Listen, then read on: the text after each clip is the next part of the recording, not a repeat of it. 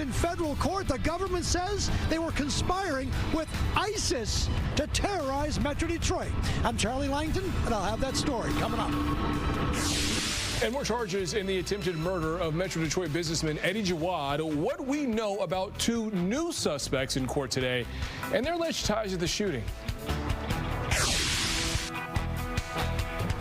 You know, there's partial funding for SNAP benefits, but many say these food drives are still needed. I'm Ingrid Kelly in Highland Park. The story next. Working for you. This is Fox 2 News at 5. Two Dearborn men are now charged in connection with the foiled ISIS-inspired terror plot intended to target LGBTQ bars and clubs.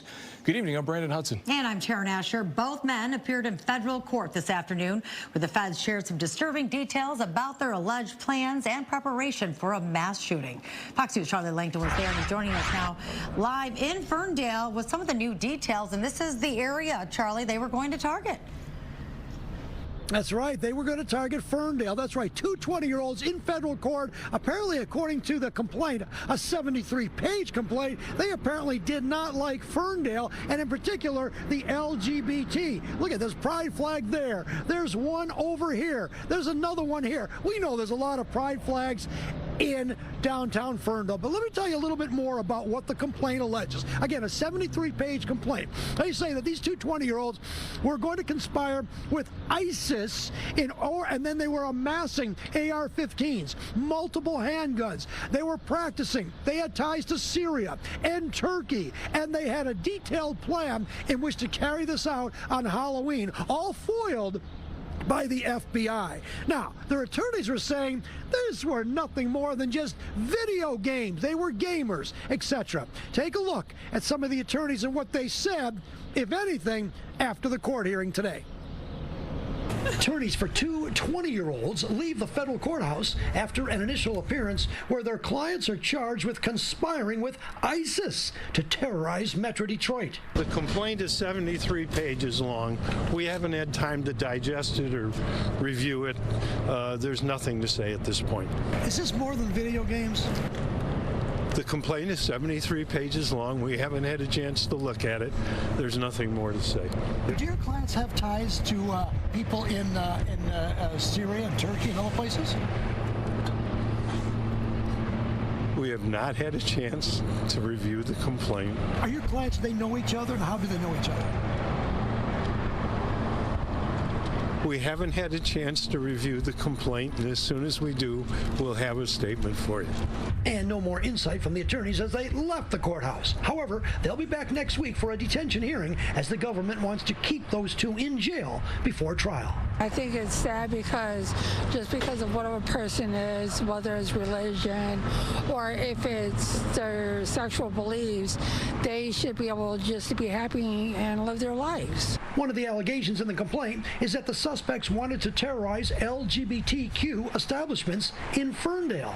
And in a statement from Affirmations, they say, "We will continue standing alongside and supporting the needs of our community during this harrowing ordeal."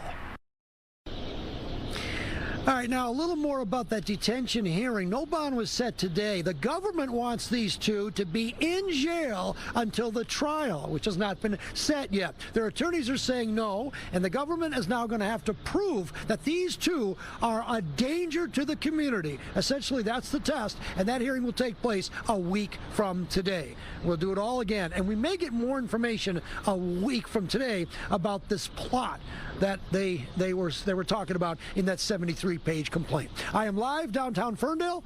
I'll send it back to you. Yeah, Charlie, Taryn was just talking about how we appreciated that you continue to press that attorney in asking those questions there outside of the courthouse. But when you think about targeting the LGBTQ community, you start thinking about the Pulse nightclub shooting that happened in Orlando almost 10 years ago. Is there anything that police are going to do, whether beefing up patrols, continuing to watch many of the places that are out there in Ferndale to make sure that they're safe?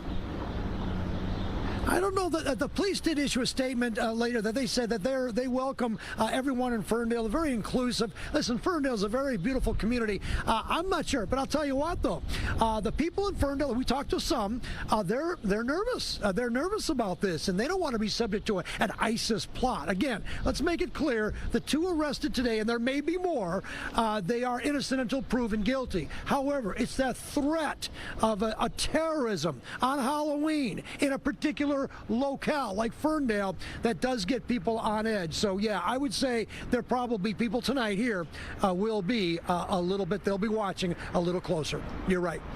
Brandon? Yeah, just when you think it can't happen in your neighborhood, stories like this prove that no community is immune. Charlie Langton, we do appreciate it. Thank you so much. You can stay with Fox 2 on air and on the Fox Local app for updates as this story develops. You can also find the latest coverage on our website, fox2detroit.com.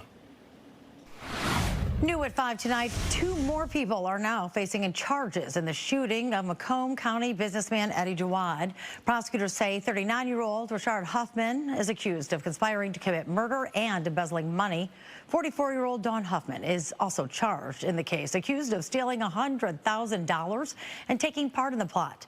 Investigators are still keeping quiet about their exact role, but both are now locked up on bond. Jason Martin, the man accused of pulling the trigger, is now facing a new conspiracy charge on top of the ones he's already facing.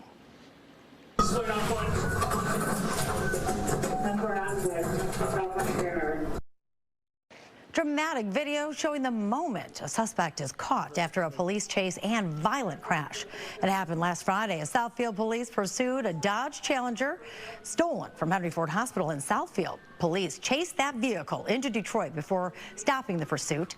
The Challenger then crashed into another car, leaving that driver in critical condition. The suspect was caught after a short foot chase. A stolen handgun with an extended magazine was found in the suspect's car, as well as equipment used to steal cars. This was a very significant chase. It resulted in injury, but on video you see Southfield police officers continue their professionalism, tackled him, put him in handcuffs, stood him up, and escorted him to our vehicle so we could transport him. The suspect, Khalib Neal, is facing several charges in both Wayne and Oakland County. He'll be arraigned in Oakland County tomorrow morning. Well, for another big story here, just as millions of Americans prepare to lose their SNAP benefits, the Trump administration says that it will partially fund the program after a pair of judges ruled the government must keep it running during the shutdown. But right now it's not clear how much money recipients will get or how soon. Fox 2's Ingrid Kelly joining us live in Highland Park at the site of a food drive where, community members are stepping up, but these people still need the help. That's exactly right. As you just said, because there is partial funding, there's still so many questions like how much will people get and when will they get it? So joining me now is Mayor McDonald of Highland Park. You know what? You say these food drives are a necessity. Yes, they are.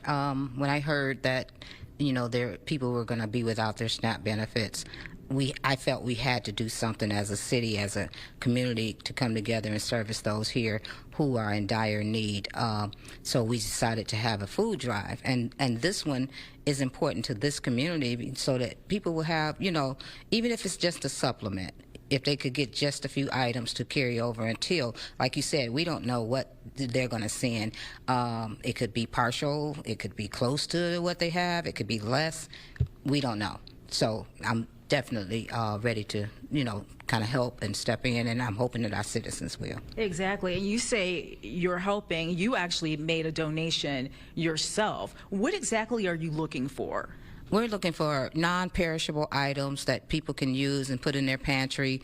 Things like macaroni, dried macaroni, and canned vegetables, canned meats that we can use. We can't store, meat that we have to put in the refrigerator, but we can help out with those things that they need just for right now as a necessity. Exactly. So talk to me about how can people donate, times of operation, and, is the door open? Just give me the 411 on that. So the Justice Center is open from 8:30 to 4:30. There's always someone here to let you in. The donations will be dropped off right in the lobby, and then we'll move them to where we're storing them. And so you can come throughout the day, bring whatever you can. Nothing's too small. Nothing's too big. We want you to just be a part, and so we can help those that are in need. And again, before we go, this is for Highland Park residents only.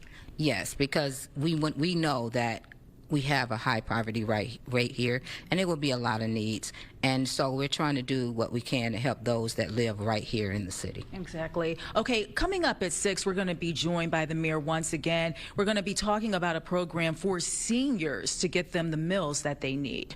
Don't go away. Well, Ingrid, how long, though, do we know that Highland Park will be doing this? We know there's some in other areas throughout Metro Detroit, but this is going to be hard to work out all the details, especially when you're dealing with the government and trying to get those benefits going, partial or whatnot. So do we know how long it's going to be going on? Right.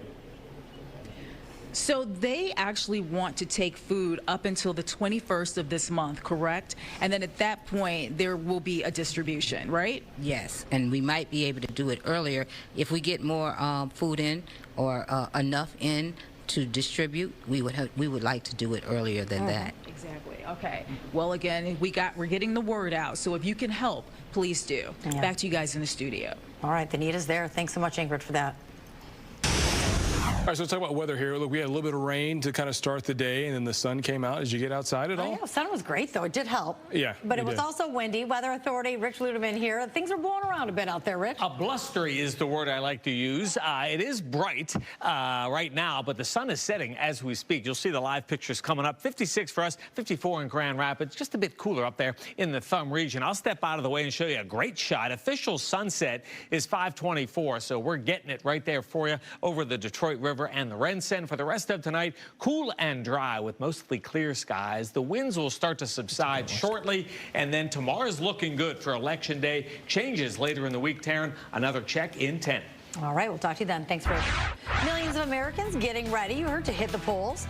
And candidates from Detroit to New York and Virginia are all making final pushes for votes. Details on the front runners and what it could mean for the GOP ahead of midterms. That's next. The government shutdown is just one day from becoming the longest in U.S. history, and lawmakers on both sides of the aisle, they're not budging. We're going to take a look at things where they stand on the Capitol Hill. And recovery efforts are ramping up across the Caribbean as governments try to save lives and keep the power on. We'll have the latest developments from Jamaica coming up.